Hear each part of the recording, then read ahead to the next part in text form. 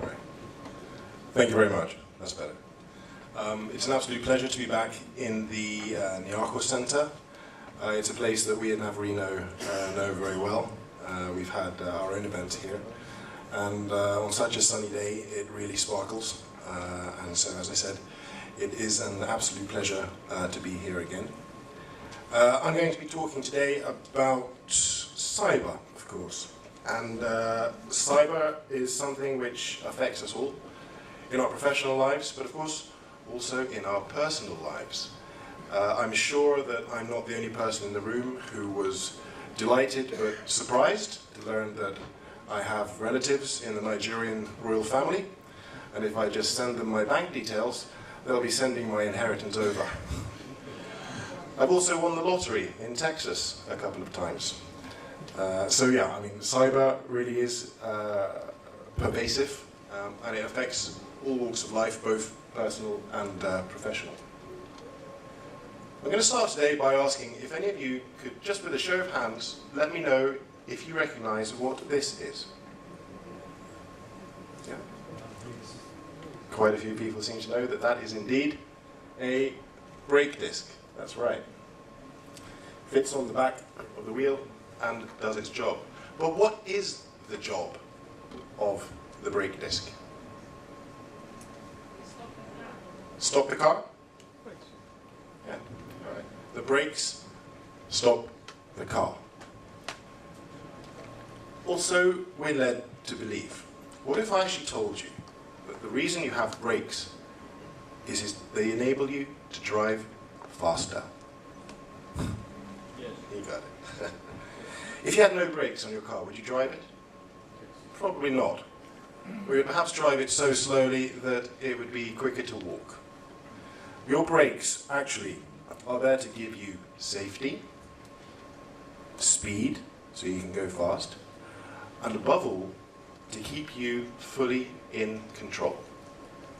And that is exactly how I think we need to look at cybersecurity. Cybersecurity is not there to slow us down. It's not there to encumber us. Cybersecurity is there to make sure we can do our jobs quickly, efficiently, and in full control, without worrying about the things that may go wrong.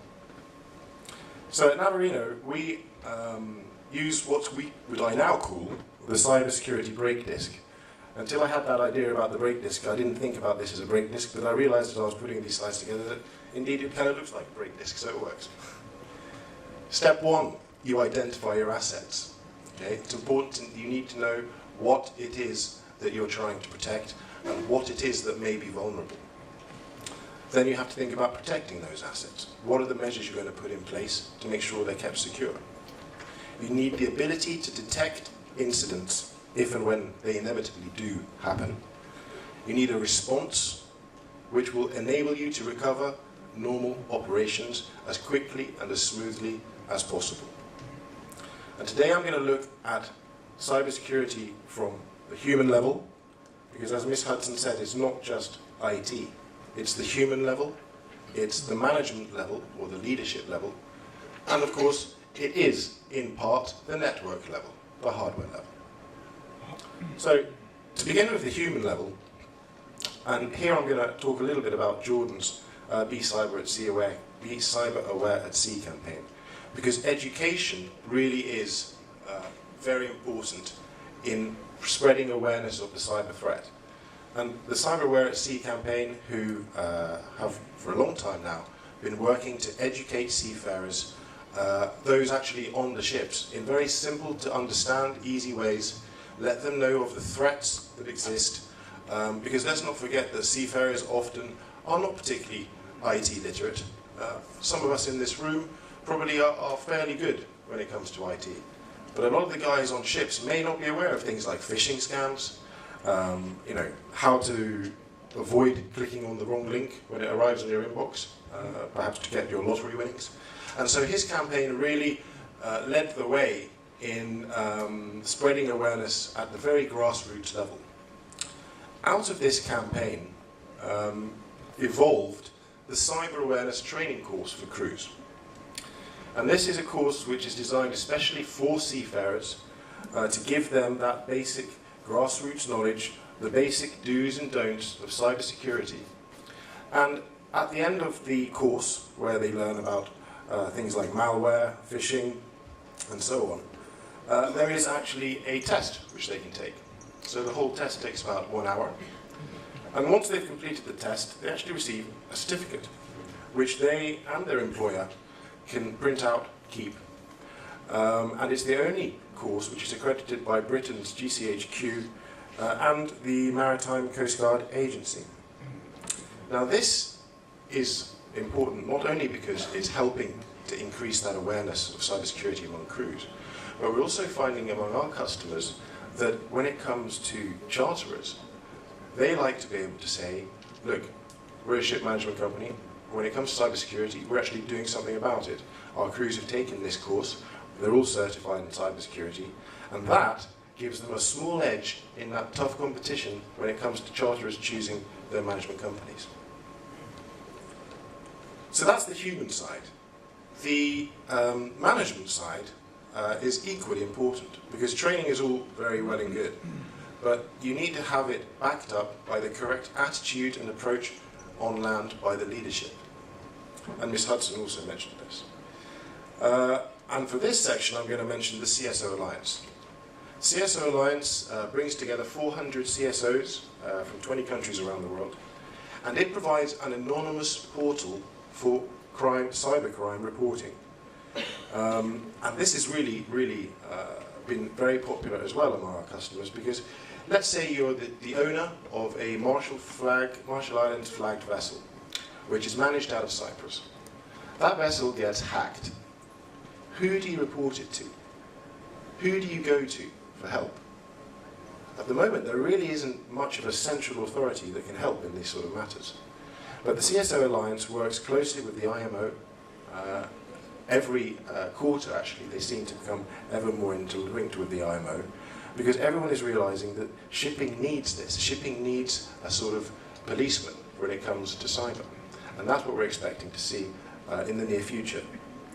Besides the anonymous reporting portal, the CSO Alliance also provides a lot of analysis on country risk, route risk planning, country risk profiles from the cyber perspective, and, as I said, it is the spot to go to share incidents.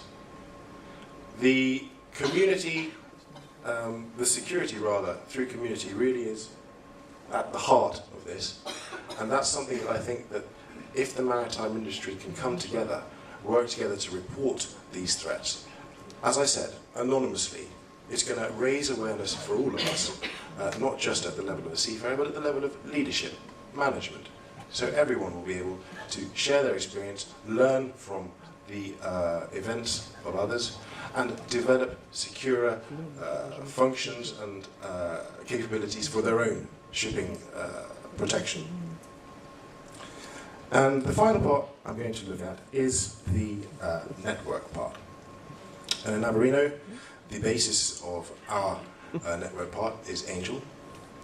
Angel is our cybersecurity solution, which is developed in conjunction with Juniper, which forms the backbone of our UTM, and Neurosoft, which is a company based here in Athens, and they run our security operations center.